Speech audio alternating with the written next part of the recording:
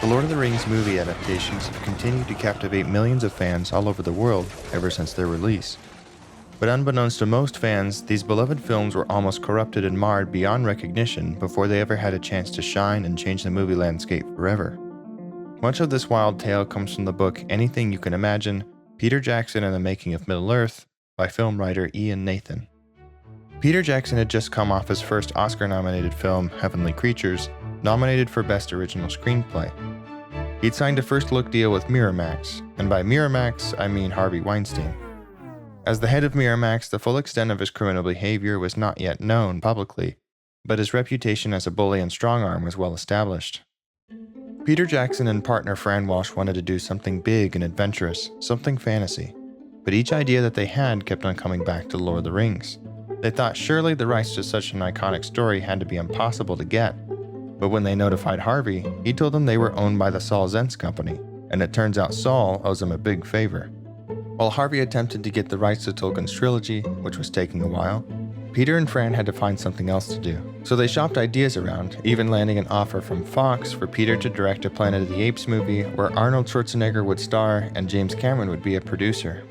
But after rejecting that offer and a failed attempt at getting King Kong greenlit with Universal, Harvey informed them that he had finally scored them the rights to Lord of the Rings. Meetings began and Jackson would fly out to New York regularly to hash out Middle-earth. Things started to get interesting right away in their meetings in Miramax's unventilated office room known as the Sweatbox. Harvey was insistent on a $75 million budget, and hoping against hope it could be pulled off, Jackson agreed, although he was hoping for 2 movies, but Harvey had one in mind. It was clear right away that most of the executives didn't understand Lord of the Rings. Bob Weinstein had never read it, but insisted that one of the hobbits had to be killed off.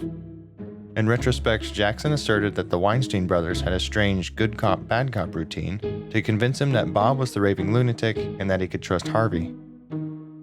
Unfortunately, the budget eventually started to inflate beyond expectations as development progressed.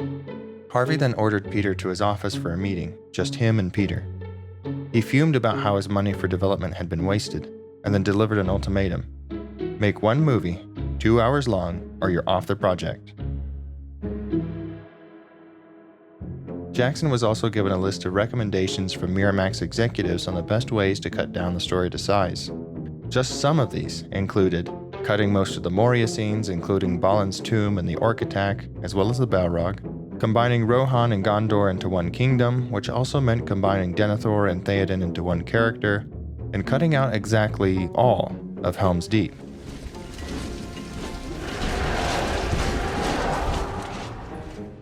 Harvey then delivered the final hammer blow to Jackson's manager.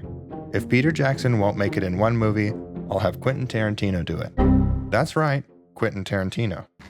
Bingo! How fun! River Derrick. Jackson flatly refused. There was no way he could vandalize such an iconic story with such a butchered and diluted adaptation. Jackson and Walsh, along with writer Philippa Boyens, had to return home. They had been defeated, the Fellowship had failed, and Lord of the Rings was about to be seized and its power wielded for evil, so to speak. But as all hope was fading, in stepped the unlikeliest of heroes. Jackson's manager, Ken Commons, decided to lob a last desperate attempt. He contacted Weinstein and laid out his case. He explained that Peter and his team should be allowed to shop this around to other studios before being cut off of a project they had already spent years working on. Weinstein agreed, but allowed them just 4 weeks to relocate the project. Most projects take 6 months to a year or more to land at another studio. Peter Jackson and the team then decided to make something unique for the pitch. They threw together a sort of half-hour documentary showcasing a few scenes they shot from the script, as well as a look at the production of armor and weapons, the building of sets, and more. Armed with this, the team flew to Los Angeles to court studios at a furious pace. Except nobody was interested. After a failed pitch to one studio, they just had one more meeting before they had to fly back to New Zealand, and it was with New Line Cinema. Jackson and company presented their sizzle reel documentary hybrid, and after the half-hour presentation and the lights went up, New Line president Bob Shea said nothing. Shea finally broke the deafening silence by saying something to the effect of, "Why would anyone want moviegoers to pay $18 when they might pay $27?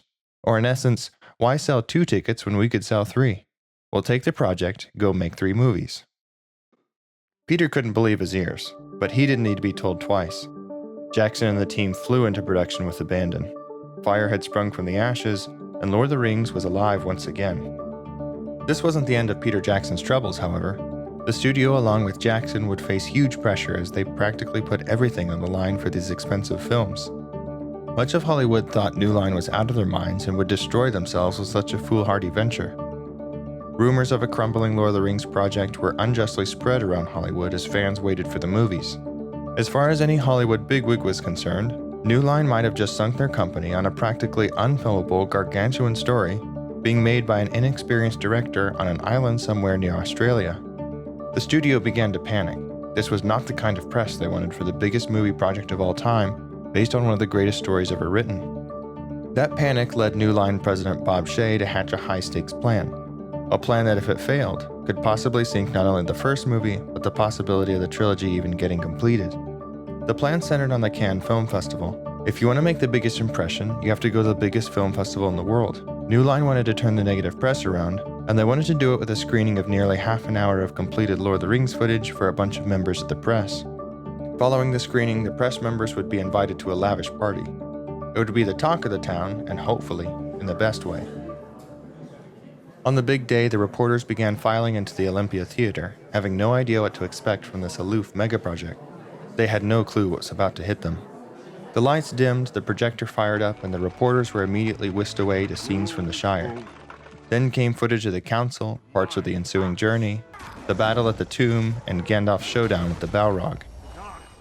Short pieces of already completed footage from the other 2 movies played after this, which included clips of various important characters, kingdoms, and battles.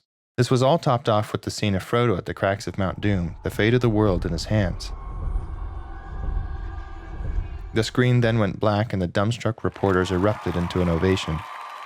The lights raised and the press members staggered out of the theater with an electric revelation to share with the world. News of the sensational screening spread around the festival like wildfire. They were eventually summoned to the after-party, and New Line had spared no expense. It was held at a nearby castle, which had been decadently transformed into a little slice of Middle-earth. When entering the party, guests could spot ringwraiths riding up and down the driveway.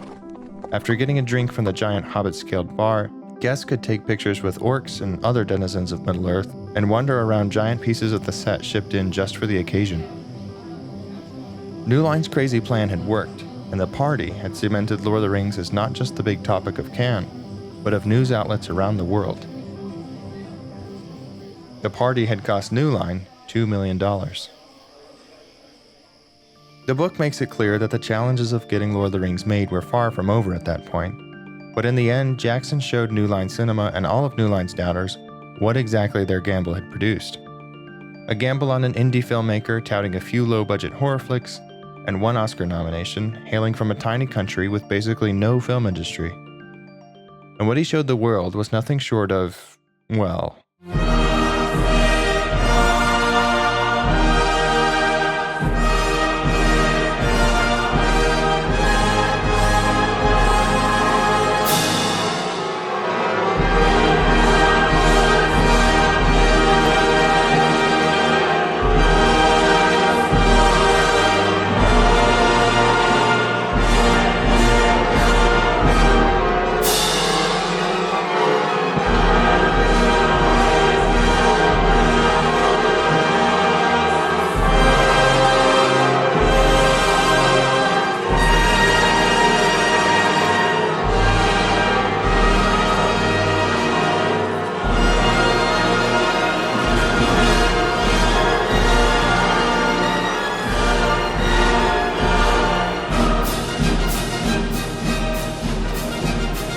The Oscar goes to Fran Walsh, Philippa Boyens, Peter Jackson for Lord of the Rings.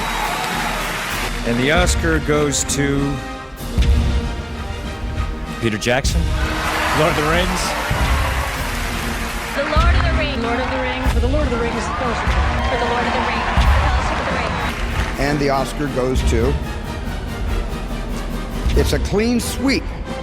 For Lord of the Rings, The Return of the King, Barry M. Osborne, Peter Jackson, and Fran Walsh producers.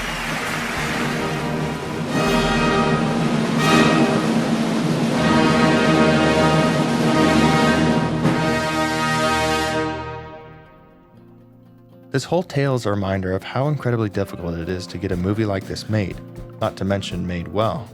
Yet how did Peter Jackson have the confidence to not only take on what was at the time the world's largest film project, but also masterfully execute it far beyond anyone's wildest imagination?